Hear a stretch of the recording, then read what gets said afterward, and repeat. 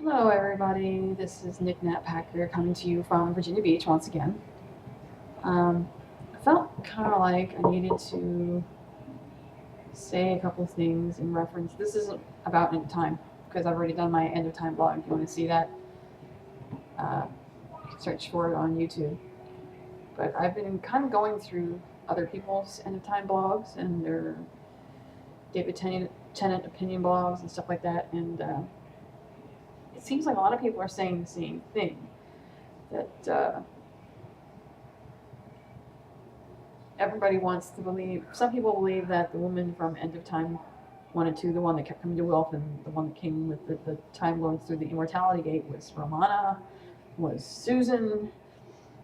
I just want to say 100% for sure, sources to back it up and everything. If you go on wikipedia.org and you do a search for Doctor Who End of Time, down at the bottom of the links, at the very bottom where the links are, one of them is a link to, and actually more than one, there's like 2 or 3 links to articles referencing the Doctor's mother.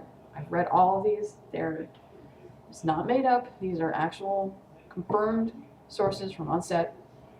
Even the actress herself, who was playing the role.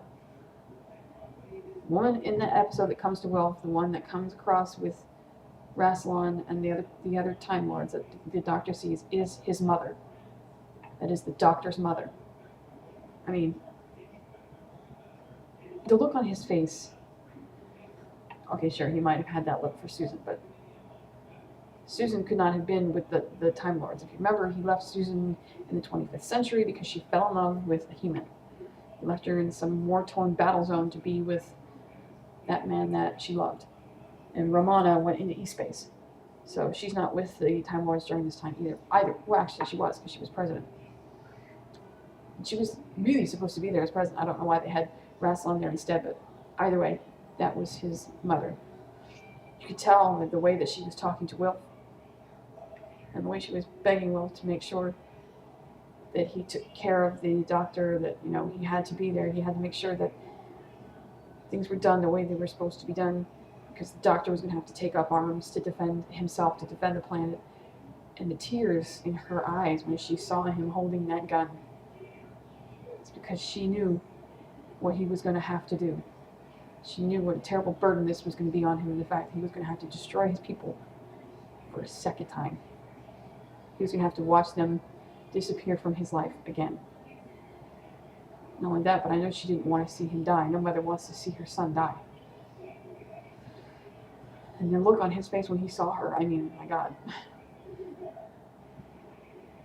That was his mother. And I know in my heart that he wanted to tell her. He wanted to say something to her. He wanted to run over there and grab her and hug her and kiss her and everything. But there was too much at stake going on at that point. But anyway, yes, she is the Doctor's mother. Other issues. Not going to go into Matt Smith here. I've seen a lot of people blogging about Matt Smith. I'm not even going to say 2 words because, like I said in my last blog, I'm going to reserve judgment until I see him for myself. David Tennant. A lot of people are worried that David Tennant's not going to be able to come out of the eclipse that is Doctor Who, because a lot of the actors that played the Doctor in the past couldn't go beyond the show. They got so typecast that no one would hire them to do anything else. Even Tom Baker said that for a long time he felt like it had ruined his life. But in actuality, it's almost done the reverse for David. He's one of the only actors who owes the success of his career, actually, I think, in a lot of ways, to Doctor Who. Not that I'm saying that he didn't have an amazing career before. I don't know how much he had before, because no one really knew him on a world scale until this.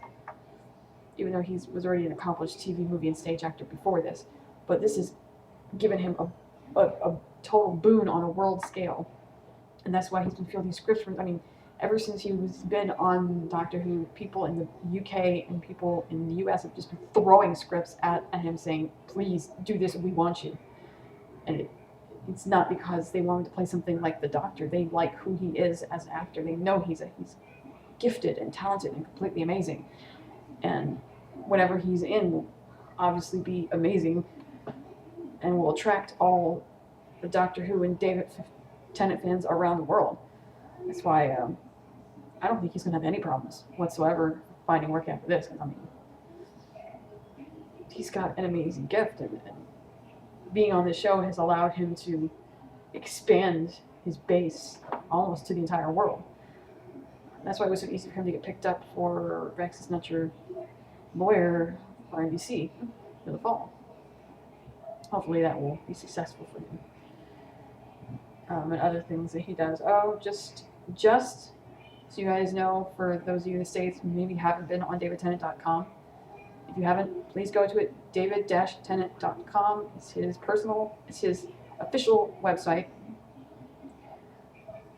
One of the articles there says that his performance in the Royal Shakespearean Theatre's Hamlet is going to be televised in the US April 28th, 2010 on PBS. It is also on sale on DVD, so for those of you that have multi-region or region-free DVD players, this is your chance to get it. Straight from the UK.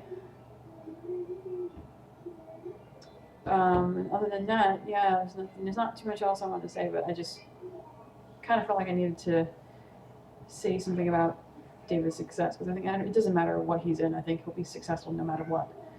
Once again, David, we miss you. We love you. Oh, we can't wait to see you over here. And a shout out to all the other Doctor Who fans around. I know you guys are hurting. So am I.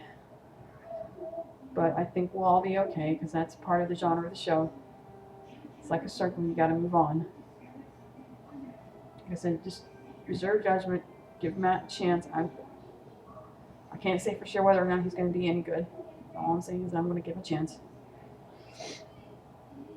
And yeah, I guess that's all from Nick Nat Packer in Virginia Beach.